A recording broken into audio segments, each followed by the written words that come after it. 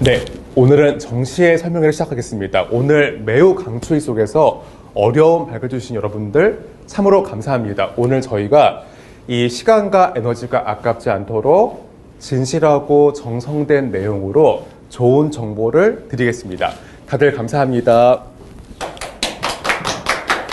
저는 오늘 이 초유혹 설명회를 진행하게 될 초유계 논술 팀장이자 박정준입니다. 저희 학원은 총 6개의 과정으로 1년을 구성하는데요. 지금은 바로 그 두 번째 과정이 시작되는 그런 지점이고, 이거는 3월부터 4월까지 진행됩니다. 근데 이때는 보통 새 학기랑 맞물리면서 어린이들조차도 자신이 내가 작년에는 게을렀다, 열심히 안 했다, 쉽게 포기했다, 잘 못했다, 그런 어떤 후회 속에서 새로운 어떤 다짐을 심기일전하는 그런 중요한 시기입니다. 그러니까 저희들은 아이들의 그렇게 신선한 의지를 저희가 꺾지 않도록 저희가 더욱더 흥미롭고 의미있게 건강하게 아이들을 잘 길러보겠습니다. 저희가 이번에 3, 4월 과정의 목표는 성공 국어로의 첫 걸음입니다. 이건 무엇이냐면은 항상 외국의 선생님 같은 데 가면은 초등교사일수록 굉장히 우수하고 관록이 있고 경험이 많습니다. 그런 이유는 뭐냐? 사실은 어린이를 다루는 게 가장 섬세하고 전문적 역량이 필요하게 됩니다. 근데 저희 강사들 모두가 그 아이들한테 지금 이 단계에서 국어와 논술을 어떻게 각각 배워야만 장차 이 아이가 중고등학교, 대학교, 대학원 취직한 다음에 살면서 이것들을 적재적소에 활용할 수 있도록 하는 중요한 첫 시작을 가능하기 때문에 저희들은 최대한 이 아이가 언제나 그걸 생각하면은 성공적이다, 잘한다라는 어떤 그런 자신감과 실제 능력을 기르는데 경주합니다.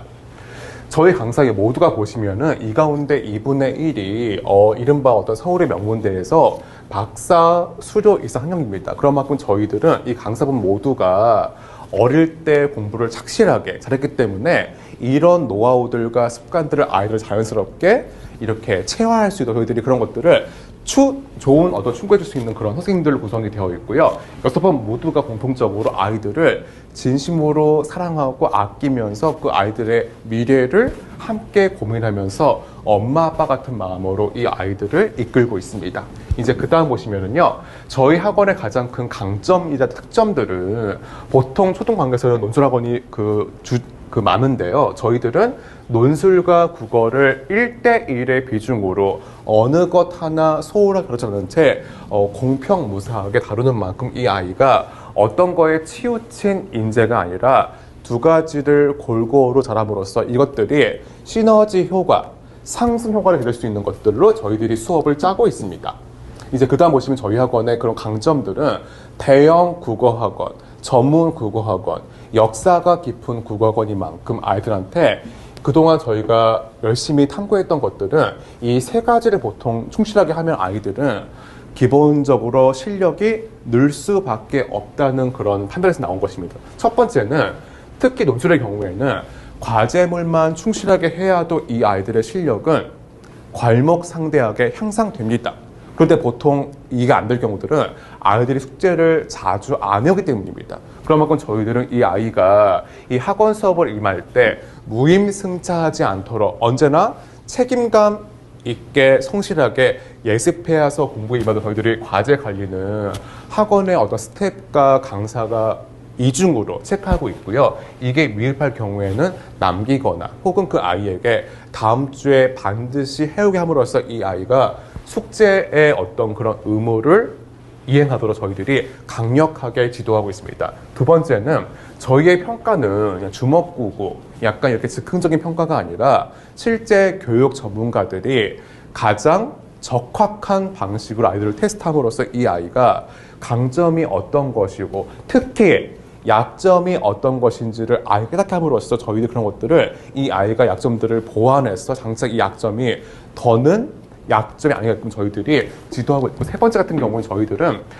수업은 집단 수업이지만 저희들은 적지 않은 비중에서 1대1 맞춤형 수업을 하고 있습니다. 이것들은 뭐냐면은 마치 그 아이가 개인 과외 교습 받듯이 강사랑 만나서 1대1로 이 아이가 간지러웠던 것들을 저희가 시원하게 긁어주는 것처럼 이 아이의 학습의 어떤 부족함들을 저희 강사가 전문적인 역량과 전문성으로 치료해 주는데, 그렇기 때문에 클리닉에 가깝게 저희들이 하고 있고요. 이제 그 다음 보시면 저희 학원에 프로그램이 다채롭게 구성되어 있는 만큼 이런 기회를 담뿍 향긋시길 바랍니다.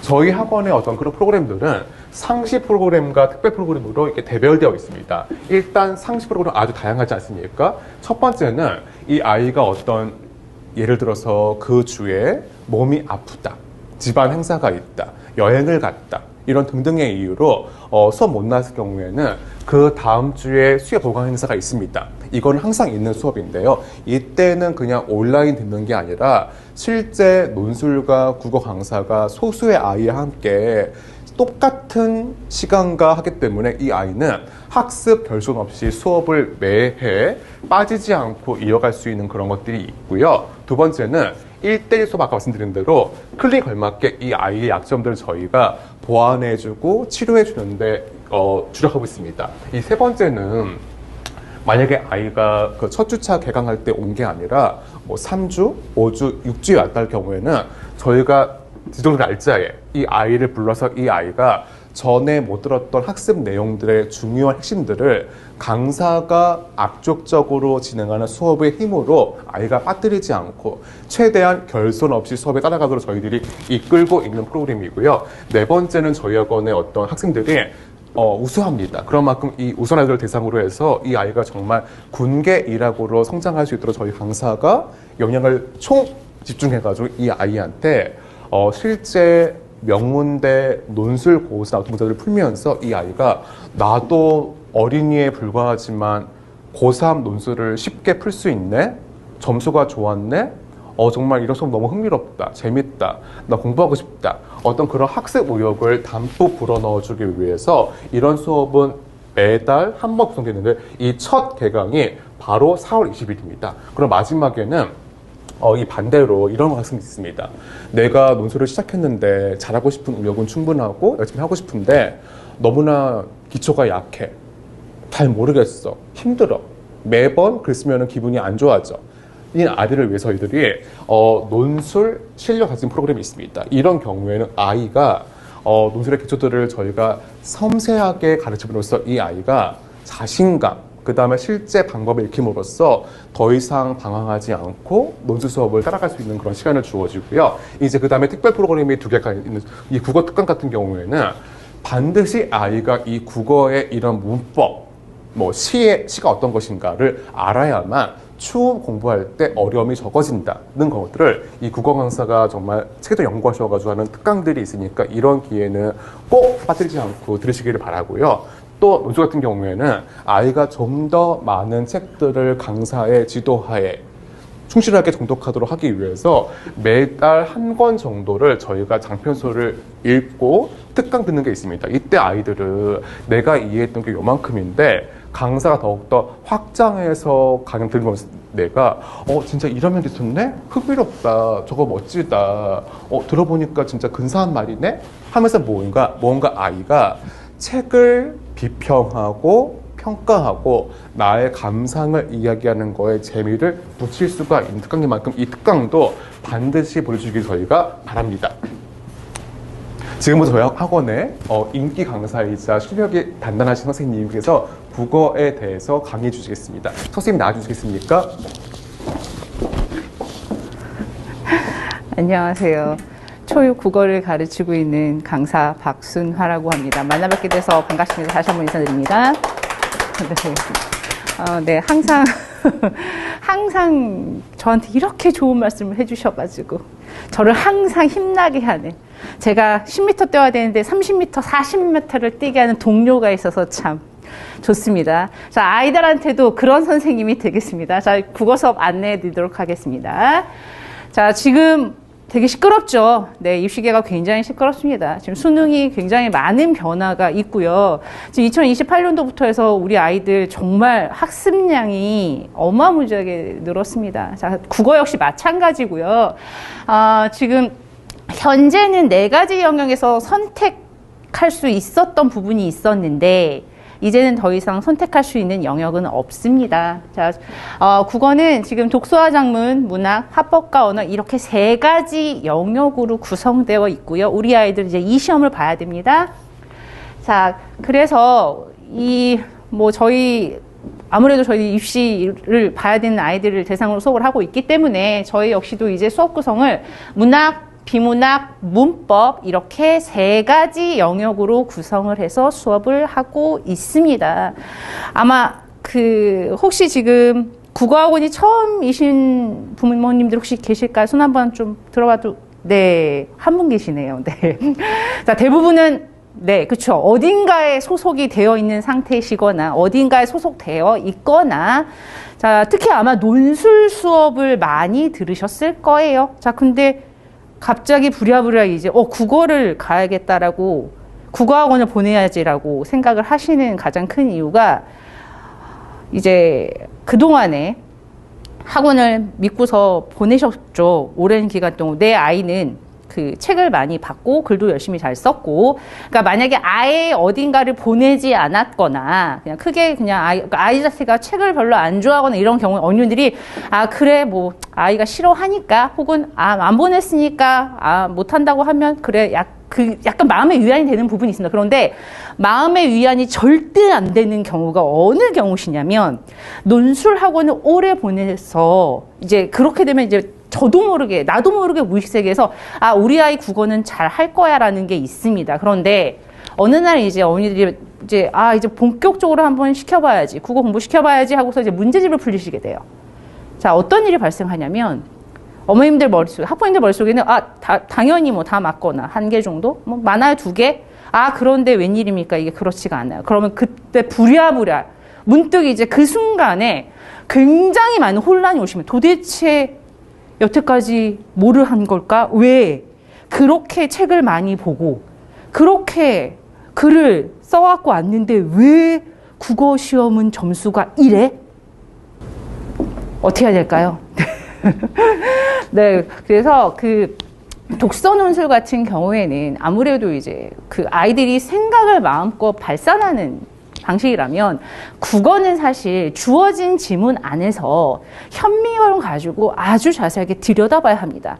그 주어진 지문 안에서 내가 취해야 될 정보와 내가 취하지 않아야 될 정보를 아주 빠른 시간 안에 해야 하는데 그냥 읽어내기만 했던 경우에 그런 식으로 학습했던 친구들 같은 경우에는 집중해서 뭔가 필자의 의도를 아주 디테일하게 접근했던 경험이 없기 때문에 나도 모르게 이제 모든 지문을 다 굉장히 쉽게 넘어가는 습관들을 가지게 됩니다. 그래서 초6에는 주어진 지문 안에서 필자의 의도가, 그러니까 글을 읽는 나의 의도가 아니라 필자의 의도가 무엇인지를 정확하게 파악하는 훈련을 충분히 하고 고학년, 그러니까 중등, 고등 과정으로 넘어가셔야 된다고 생각합니다. 자, 저희는 지금 수업 구성이 지금 문학, 비문학, 문법 이렇게 3가지 영역으로 되어 있는데요. 아이들은 뭐 시, 소설, 논설문, 설명문 혹은 문법 통해서 그러니까 똑같이 어떤 주제를 파악한다 함에 있어서 글의 종류마다 필자가 자기의 주제를 전달하는 방식은 차이가 있습니다.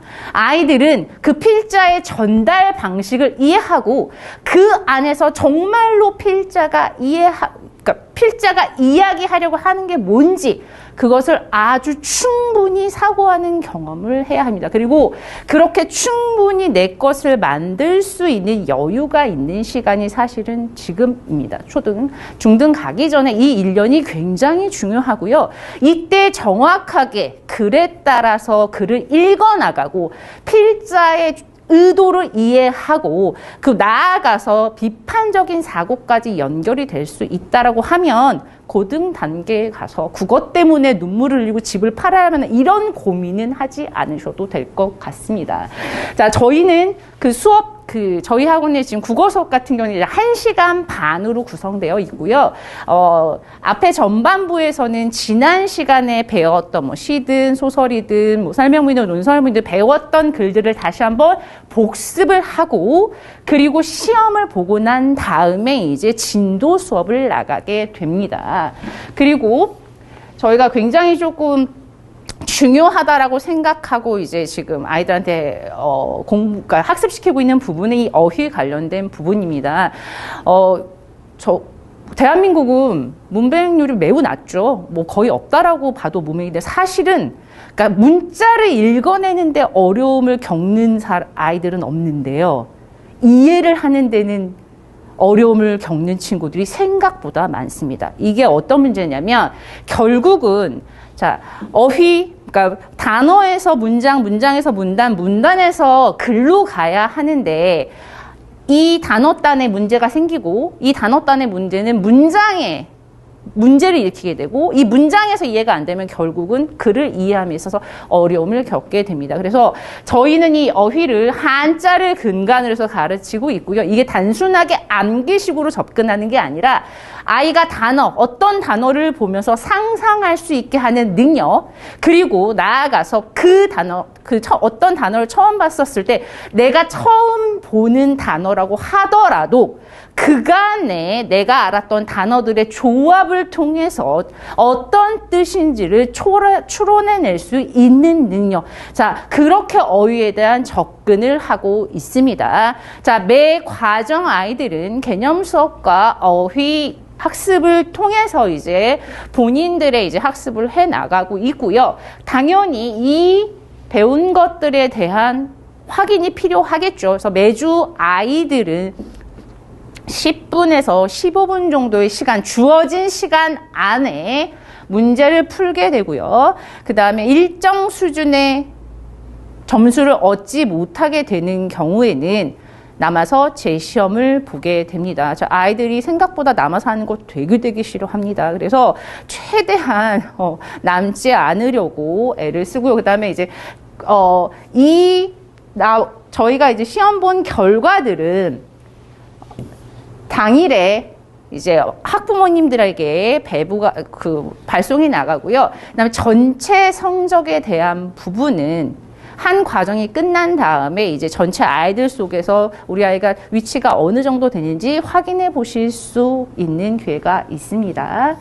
자, 시험지는 지금 저희가 지금 그 개념 수업에 대한 문제들과 그 다음에 이제 이건 어휘에 관련된 부분들인 건데요.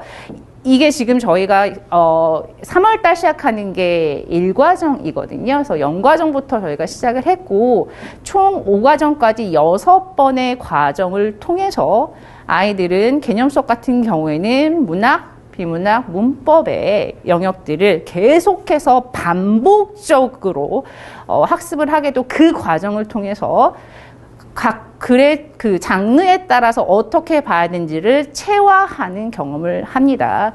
그리고 어휘 또한 이제 6개의 단계를 통해서 아이들이 지금 영과정 같은 경우에는 이제 5학년에서는 저희가 급수한자 중심으로 배웠기 때문에요.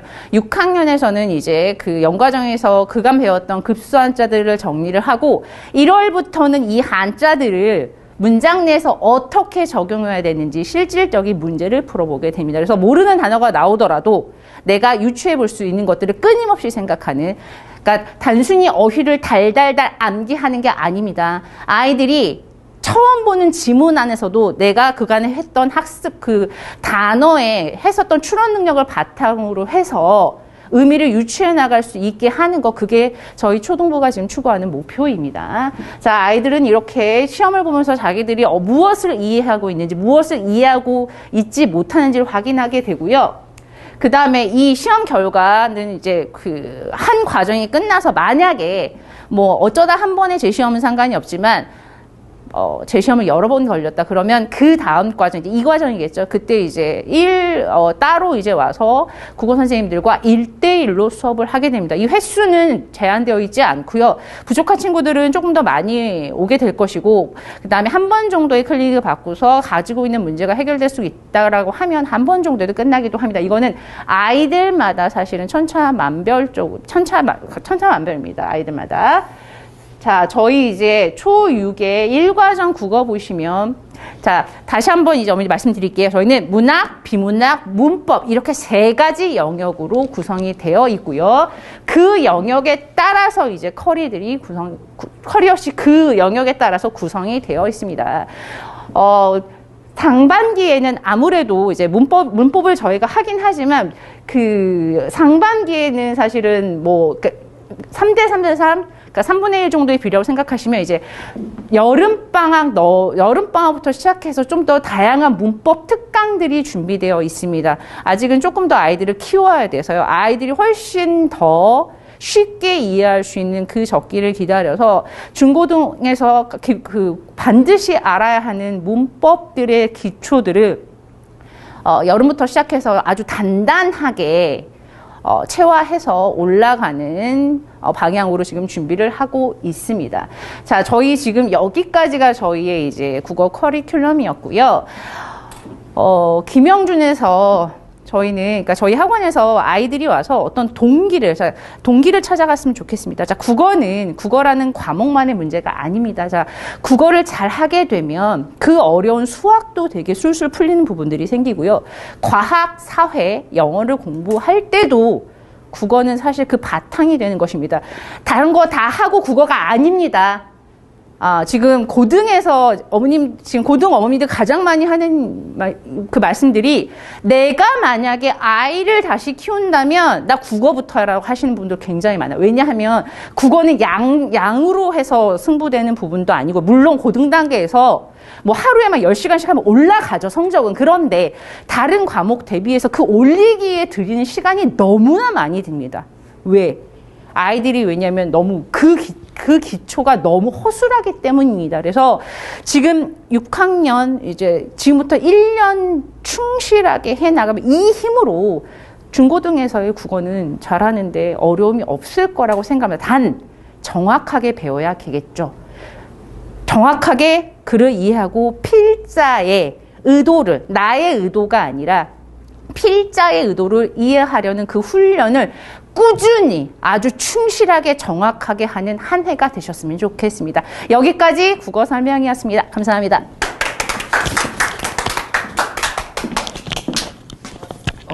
네, 안녕하세요. 저는 독서논술 과목 소개를 맡은 강사 김진원입니다. 만나서 반갑습니다. 저희 독서논술 수업에 대해서 자세히 설명드리기에 앞서 저희 독서논술 수업의 목표가 무엇인지를 먼저 말씀드리고자 합니다.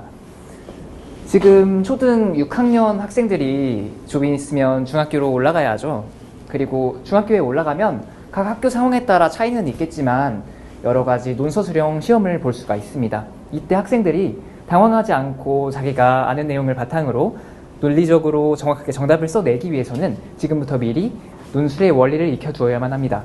논술의 원리라는 말을 그렇다고 너무 어렵게 생각하실 필요는 없습니다. 논술이 어떤 성격의 글인지를 분명하게 이해하고 그 이해한 내용을 바탕으로 글을 써낼 수만 있으면 충분히 그 글은 좋은 글이 될 수가 있습니다. 그에 대해서 좀 더 자세히 설명드리겠습니다. 자, 논술은 다들 아시겠지만 평가를 받아야 하는 글입니다. 그리고 이걸 다시 한 번 더 말씀을 드리자면 논술은 이 문제를 내는 출제자들이 있고, 그리고 출제자들이 원하는 종류의 글을 써서 그 출제자를 설득해야 하는 그런 글이라고 말할 수 있습니다. 그런데 이렇게 간단한 사실을 학생들이 생각보다 쉽게 익히지 못하는 경우들이 많이 있는데, 학생들이 이 논술이 어떤 성격의 글인지를, 다시 말해서 논술이 내가 원하는 내용을 원하는 형식으로 쓰는 글이 아니라 다른 사람이 내게 원하는 그런 형식의 글을 써서 그 사람에게 내 의견을 설득해야 하는 그런 종류의 글이라는 사실을 충분히 이해하지 못하는 경우들이 많이 있습니다. 특히 아이들이 어린 경우에 그런 경우들이 좀 더 많이 발생을 하고 있는데요. 그래서 학생들에게 이런 논술의 원리를 좀 더 정확하게 전달을 할 수 있도록 저희들은 다양한 장치를 활용해서 수업을 진행하고 있습니다. 자, 저희 수업은 이렇게 크게 3가지 단계로 진행이 됩니다. 첫 번째 단계는 내용을 정확하게 이해했는지 확인하는 단계입니다. 학생들은 수업에 오기 전에 그날 수업에서 다룰 텍스트를 미리 읽고 나서 수업에 오게 됩니다. 그리고 그날 학원에 오게 되면 독서논술 퀴즈를 통해서 내가 아는 내용이 정말 제대로 이해한 내용이 맞는지를 한 번 더 확인을 하게 됩니다. 이때 독서논술 퀴즈에서 기준 이하의 성적을 받은 학생들 같은 경우에는 다시 한 번 더 내가 정확히 내용을 이해했는지를 확인할 수 있도록 재시험을 보고 있습니다. 그리고 다음으로는 수업 중에 중심 내용, 다시 말해서 그 텍스트에서 꼭 이해해야만 하는 중심적인 내용을 학생들과 함께 좀 더 이야기하고 정리해보는 시간이 있습니다. 그리고 그렇게 이해한 내용을 바탕으로 해서 교재에 있는 문제들을 한 번씩 풀어보면서 내가 이해한 내용이 정말 정확한 내용인지를 한 번 더 정확하게 확인을 해볼 수 있습니다. 그리고 이렇게 확인한 내용을 바탕으로 두 번째 단계는 내가 정확한 답을 쓸 수 있는지 확인하는 단계입니다. 수업에서 교재에 풀었던 문제나 또는 수업에서 발표하거나 토의를 했던 내용들을 제가 직접 들어보고 난 이후에 그 의견이 조금 문제가 있는 의견이라면 어떤 점에서 문제가 있는 의견인지, 또는 그 의견이 좋은 의견이라면 어떤 점에서 장점이 있고 또 어떤 방향으로 좀 더 발전할 수 있는 의견인지를 제가 개별적으로 지도를 하고 있습니다. 그리고 이렇게 이해한 내용을 바탕으로 학생들은 한 번 더 자신의 답을 수정하면서 내가 어떻게 답안을 써야지 그게 정말 정확한 답이 될 수 있는지를 한 번 더 확인을 할 수가 있습니다. 그리고 다음으로 세 번째 단계는 학생들이 완성된 글을 쓸 수 있는지 확인하는 단계입니다. 수업이 끝나고 난 이후에 그 수업에서 이해한 내용을 바탕으로 그 수업에서 받은 논제에 대해서 원고지에 글을 작성을 하게 됩니다. 그리고 학생들이 그렇게 글을 제출하면 담당 강사들이 직접 그 글을 확인하고 직접 첨삭을 진행한 이후에 그 원고지를 돌려주게 됩니다. 그러면 학생들은 그 원고지를 받아보고 나서 내 글이 어떤 면에서 좋은 평가를 받았는지, 내 글에서 고쳐야 할 점은 무엇인지, 내가 이 글을 또 어떤 방향으로 발전시킬 수가 있는지, 이런 점들을 직접 확인할 수가 있습니다. 그리고 저 같은 경우에는 수업 시간에 그 반에서 가장 소개해주고 싶은 학생의 글을 한 편 정도 같이 읽어보고 있습니다. 이렇게 학생들은 그 수업 시간에 어떤 글이 선생님에게 좋은 평가를 받을 수 있는 글인지를 한 번 더 확인할 수가 있습니다. 이런 식으로 또 다양한 피드백을 통해서 또 이런 여러 가지 장치들을 통해서 학생들은 아까 전에도 말씀드렸다시피 독서 논술의 원리, 또 한 번 더 말씀드리자면 내가 쓴 글이 평가를 받아야 하는 글이라는 사실을 자연스럽게 익히고 글에 녹여낼 수가 있습니다. 자, 그러면 이제 수업이 어떤 커리큘럼을 통해서 진행이 되는지 설명을 드리겠습니다. 이번 1과정 커리큘럼에서는 총 9주 동안 수업이 진행이 됩니다. 이때 다양한 주제와 다양한 텍스트를 바탕으로 수업이 진행이 되는데, 여기에 나와 있는 다양한 단편 소설이나 비문학 텍스트 같은 경우에는 이 내용들이 모두 교재에 수록이 되어 있어서 따로 준비하실 필요가 없이 학생들에게 교재만 충분히 읽어오면 수업을 진행할 수가 있습니다. 하지만 이때 8주차에 들어가 있는 커피우유와 소보루빵이라고 하는 장편소설의 경우에는 이 내용이 교재에는 수록되어 있지 않아서 따로 이 책을 구한 이후에 학생들이 수업에 읽고 들어와야 합니다. 따라서 이 내용은 학생들이 충분히 읽고 나서 충분히 준비하고 나서 수업에 들어올 수 있도록 학부모님들께서 미리 한 번 더 확인을 해주시면 좀 더 좋은 수업을 진행할 수가 있습니다. 자, 다음으로는 저희가 첨삭을 진행할 때 어떤 기준으로 평가를 하는지 말씀드리겠습니다. 첫 번째는 얼마나 정확하게 답을 쓰는지를 확인하는 것입니다. 학생들이 아무리 열심히 글을 쓴다고 하더라도 그 글의 내용에 여러 가지 오류가 있다면 평가하는 사람의 입장에서는 그 글이 오류가 있는 내용이라고밖에 평가를 할 수가 없습니다.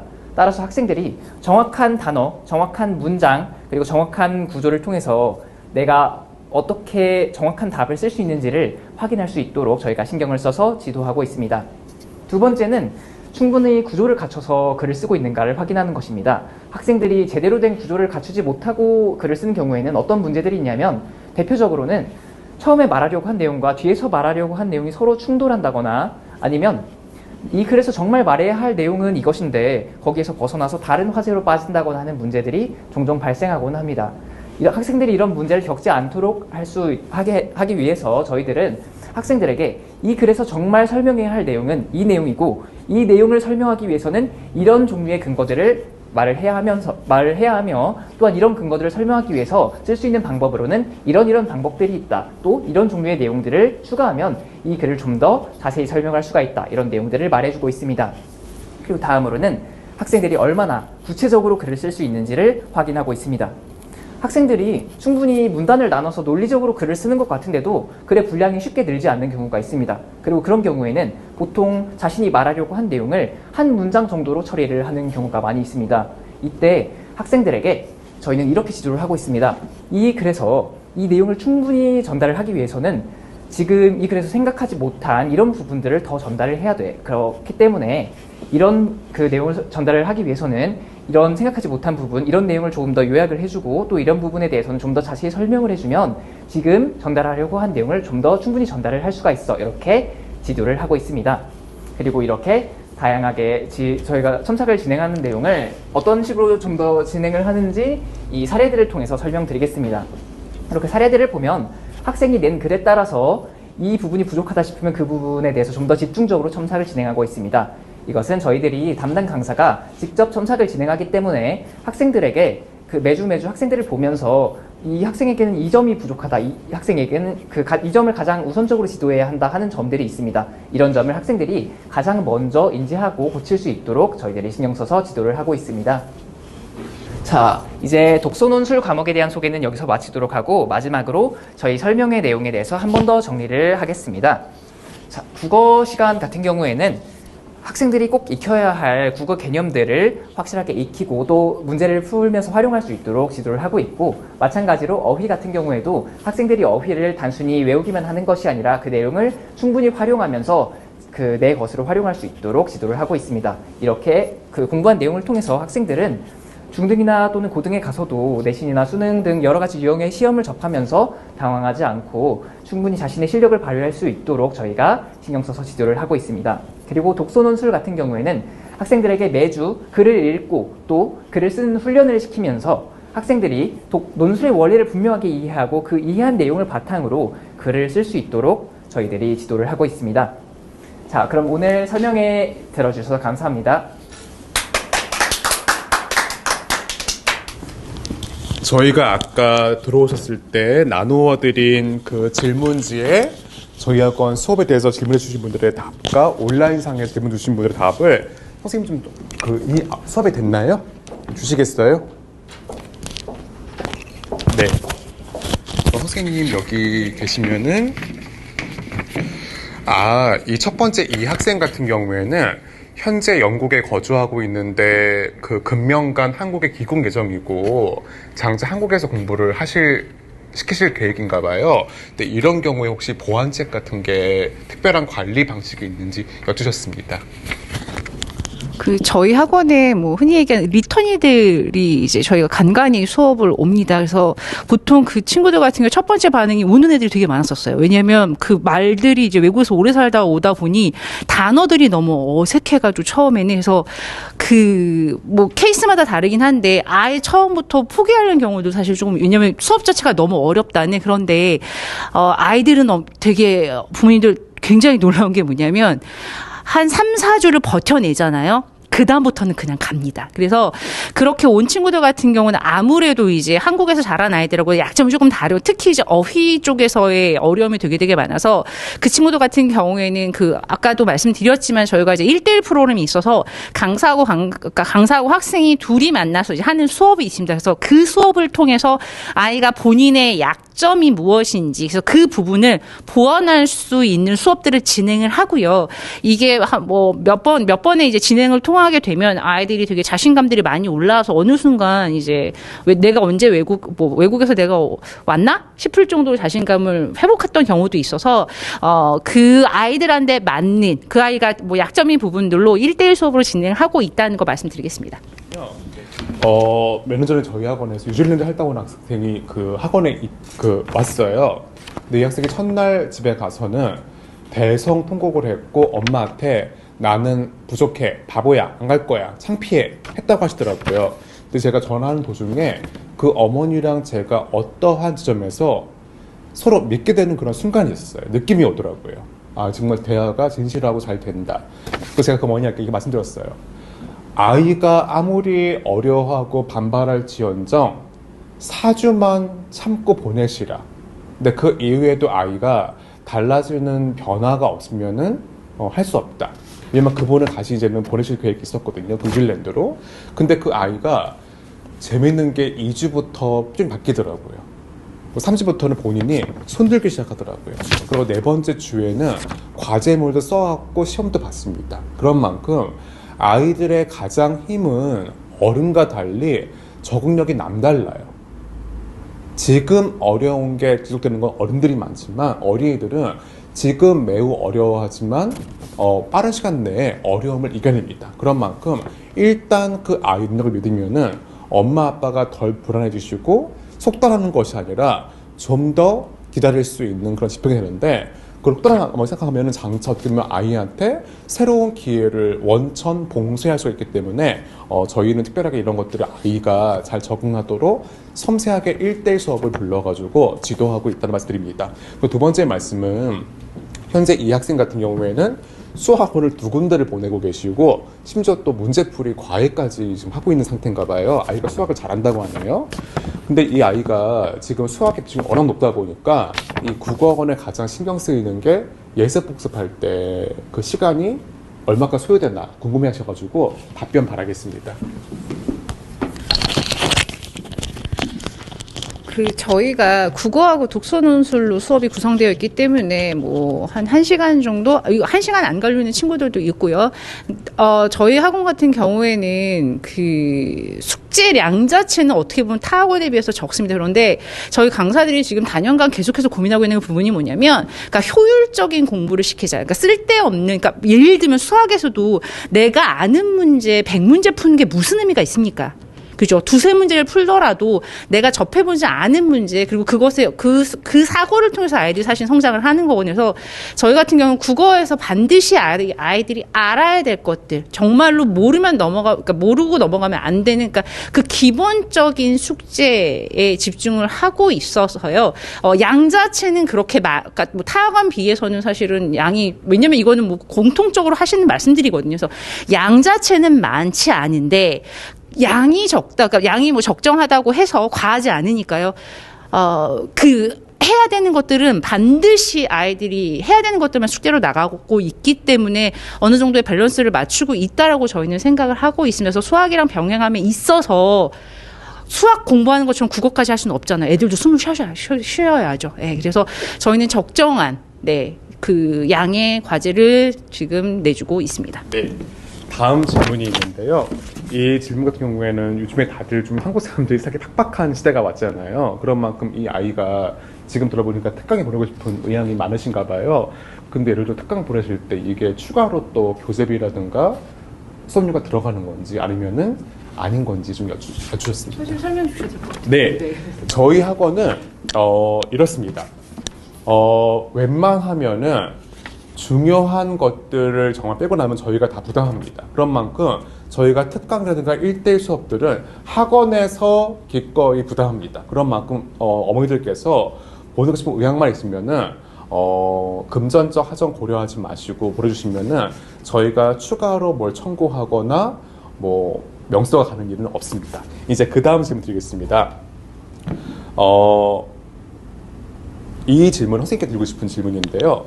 이 아이가 그 논술 수업에 지금 관심이 많은데 지난번에 다녔던 학원에서 약간 시행착오가 논술이 너무나 암기식으로 진행된다거나 지나치게 어려운 내용, 어른이 보기에도 어려운 내용 때문에 아이가 학을 떼었다고 그래요. 그래서 실제 이 수업에서는 아이가 정말 그 선진국다운 글 읽기 글쓰기 수업이 되는지 아니면 한국적으로 굉장히 잘못된 논술을 하는지 좀 여쭈셨습니다. 네, 답변 드리겠습니다. 저희 학원에서는 저희가 학원에서 다루는 텍스트의 수준은 여러 가지 편차가 있어서 그 중에서는 약간 어려운 수준의 텍스트도 있고 또 충분히 다룰 수 있는 수준의 텍스트도 있습니다. 하지만 학생들에게 그것을 단순히 뭐 암기하라거나 거기에 대해서 문제만 푸는 식으로 논술 수업이 진행되지는 않습니다. 그리고 학생들이 조금 어려운 수준의 텍스트를 접하는 경우에는 학생들이 충분히 그 내용을 이해할 수 있도록 저희가 수업을 통해서 보조를 하고 있습니다. 저 같은 경우에는 여러 가지 뭐 도표라든가 아니면 그림을 통해서 학생들이 이 내용을 그냥 논리적으로만 이해하기 어려워하는 경우에도 충분히 그 내용을 이해할 수 있도록 수업을 진행하고 있습니다. 네, 감사합니다. 그러면은 이제 그 다음 수업은 제가 답변 드릴 건데요. 이 아이는 뭐 정말 그 논술이 아주 우수 학생인가 봐요. 그래서 이 우등반에 특히 관심이 있는데 이 우등반 들어올 때 이게 새로운 반이면은 이 수업료가 별도로 나가는지 여쭈셨습니다. 이거는 저희 학원에서 이렇게 우수한 아이 같은 경우에는 장학금을 줍니다. 그런 만큼 이 수업이 원래 그 유료인데 저희 학원에서 원장님께서 해량을 베푸셔가지고 장학금을 주는 만큼 아이가 낼 돈은 없다는 말씀을 드립니다. 그리고 다음 질문 드리겠는데 수학 선생님, 그 어떤 학생 이 어머니가 이게 그 워킹맘이시래요. 그러니까 되게 분주하게 일하신다는 것 같은데 자꾸 학원에서 엄마한테 뭘 해라 이거를 부탁한다 그런 문자가 계속 오니까 소진되시는 게 좀 있나 봐요. 그래서 예컨대 이 학원에서도 어머니들 계속 이렇게 문자에 막 이렇게 응답을 해서 어떤 것들을 추가로 해야 되고 엄마가 막 할 일이 많은지 아니면 그 역할을 학원에서 이렇게 선생님들이 해주시는 건지 좀 여쭈셨습니다.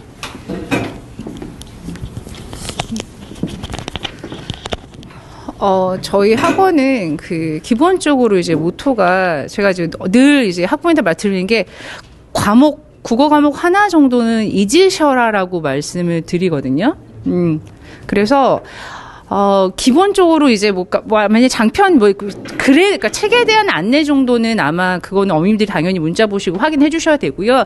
기타 아이가 숙제를 제대로 하고 있는지, 시험을 잘 보고 있는지, 부족한 점은 무엇인지 이런 것들이 있었을 때 그게 어머님들이 일일이 체크하지 않고 그냥 강사들 선에서 해결되는 방식으로 지금 접근을 하고 있습니다. 그리고 수업 시간에 아이들한테도 가급적이면 물론 이제 아이들마다 워낙 다양하니까요. 그런데 가급적이면 자기 숙제는 알아서 그다음에 그것에 대한 결과도 본인이 책임을 지는 그러니까 이런 것들을 계속해서 얘기해주고 있습니다. 그래서 그 부모님들이 다른 과목 보는 것처럼 일일이 다 신경을 써야 되는 것은 최소화하려는 게 지금 저희 강사들이 노력하고 있는 부분입니다. 그러니까 저희 학원 같은 경우에는 저희가 정말 중요할 때 문자 넣어드리는데 그 문자에 중요한 모든 프로그램이 담겨 있어요. 그것만 보시면 그 어머니들께서 따로 챙기시거나 하지 않으셔도 학원에 보내시는데 문제가 없고요. 이 다음 질문 제가 답변 부탁드리겠습니다. 네, 저희가 지금은 이렇게 두 번째 과정인 만큼 인원수가 지금은 한 반당 한 10명 안팎이라고 생각합니다.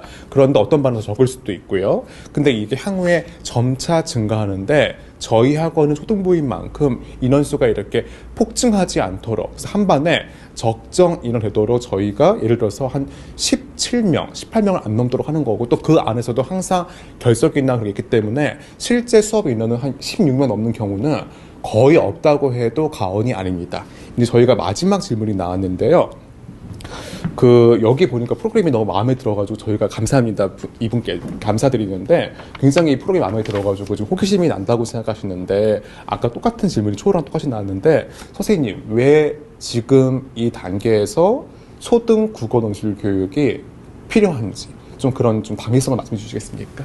약간 반복되는 얘기일 수 있을 것 같습니다. 저는 습관 말씀드리고 싶습니다. 그러니까 차라리 그냥 아무것도 없는 백지 상태가 낫다라는 말씀 드리거든요. 그러니까 만약에 잘못된 습관은 그것을 고치는데 너무나 많은 품이 들어가야 됩니다. 그래서 초유군 어미들, 아이들이 굉장히 변화할 수 있는 가능성이 열려있는 시기입니다. 이 시기가 지나고 나면 이렇게 한번 고정화되고 나면 그걸 바꾸는 게 굉장히 쉽지 않거든요. 그래서 우리가 글을 읽어 나갈 때도 그냥 아무 생각 없이 읽어 나가는 게 아니라 예를 들면 이게 시든 소설이든 논설문 설명이든 여기에서 정확하게 파악하는 것이 무엇인지 그다음에 필자는 그 주제를 그러니까 전달하기 위해서 어떤 식으로 표현하고 있는 건지 그러면 그 필자의 표현들 중에서 우리는 무엇을 취해야 하는지 그것을 지금은 초등이기 때문에 충분히 생각해보고 고민해보고 그것을 내재화할 수 있는 체화할 수 있는 시간적 여유가 있는 거예요. 이제 시간이 없어지면 사실은 그 과정이 되게 힘듭니다. 그래서 초등 단계에서 글을 정확하게 읽어 나가는 습관,